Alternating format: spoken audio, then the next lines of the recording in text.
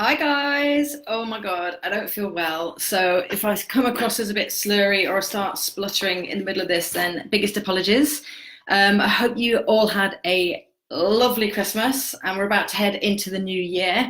And I did a post about a week ago basically talking about New Year's resolutions, and a few people said that was quite helpful in terms of letting them think about what it is that they were looking to gain from 2019. And just as a recap on that, I talked about finding your why, I talked about reflection, getting rid of dead wood in your life, goal setting, not trying to over egg it and overwhelming yourself, and deciding who it is that you want to be. But this isn't really possible, and these things won't happen unless you start talking and thinking about decisions, which is what I want to talk about briefly today. Hopefully not too long because I think I'm about to die, but nevertheless. Okay, so decision making and being decisive. Now, Tony Robbins recently said something that I found quite inspiring, and he actually said, I was going to quote him, "We're not made to survive, we're made to thrive." And I think that's quite important because a lot of people do kind of just plod along and they just seem to be living in this world of just pure survival and existence rather than living what I consider a fulfilling life. And if you think about it, when we're babies, we grow into toddlers, toddlers grow into kids, kids grow into teenagers, teenagers grow into adults, and we just sometimes assume that that just kind of stops there. And we are designed to keep on growing and keep on evolving, which is why a lot of the time the decisions that you make in your early 20s, even as an adult, are completely not aligned with the decisions and what you want in your 30s and 40s and 50s. So a lot of people think about the possibilities of what they want from a new year, but they actually they have these thoughts, they say it's a decision, but then they don't take any action on it. And if you're not going to take action on a decision, it may as well not even be a decision.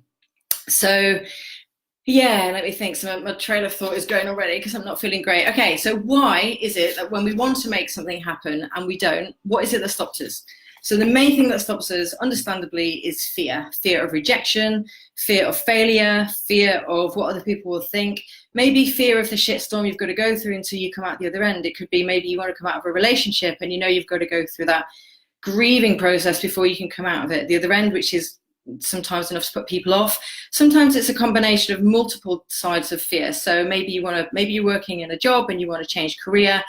And in order to do that, maybe you need to study, or maybe you want to go self-employed, and then you've got a whole multitude of different things to be fearful of. So that could be, fear of the uncertainty. Is it going to work? Fear of it not working at all. Fear of what people might think. Fear of having to survive on an income that maybe you're not used to because you've had a good income.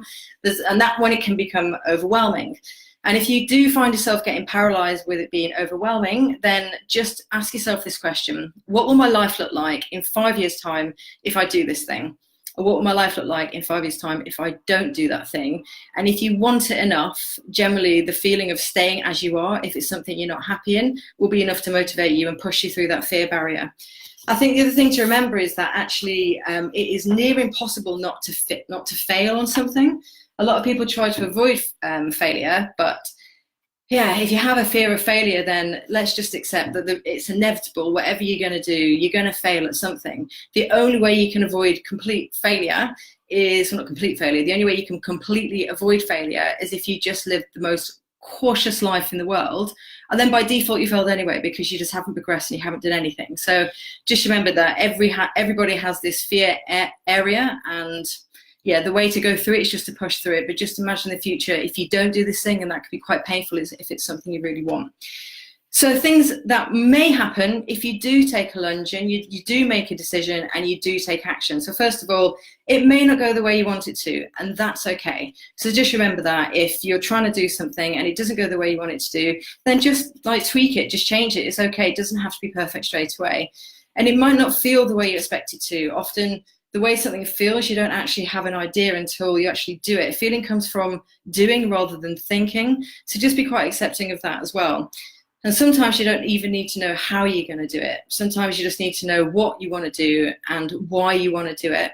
And then everything falls into place in terms of how you're going to get there. Now, my coach, Dan Monroe, he often gives really good analogies, but one of my favorite that he gave, if you use the analogy of driving a car, if your long-term aim is driving a car and you don't know how to get there, just do it in bite-sized pieces. So maybe right now, all you're looking to do is just open the car door, okay? Stage by stage, just as long as you're moving forward and as long as you have that commitment, that being decisive around what it is that you're trying to achieve, it doesn't matter how long it takes to get there. Yeah, so fundamentally, just be decisive. Decide what it is that you want to change. Do you want to change your body? Then change it. Do you want to change your relationship? Then change it. Do you want to change your career? Then change it. And I think the main thing to think about for maybe 2019, don't take on too much and try and change too much, because you'll just get overwhelmed and it'll probably just all fall over. Think of the one thing that means the most to you, and then think to yourself, what is the one thing that is absolutely non-negotiable that you're going to change this year? So that is the thing to think about, and that's a good place to start, because that's fundamentally the place that's going to give you most fulfillment. Okay, so if you're watching this, and if you're watching it live, let me know where you're watching it from. Give me a thumbs up or give me a like. Let me know what part of the world you're in, whether you're in Australia, America, Netherlands, wherever you're watching from. Oh, hi, Amy. Hi, Matt. Matt's just watched as well. If you're watching it on replay, give me a hashtag replay. If you have any thoughts on anything I've said, drop me an email, or all emails will be read. That's info@angiemcquillan.com.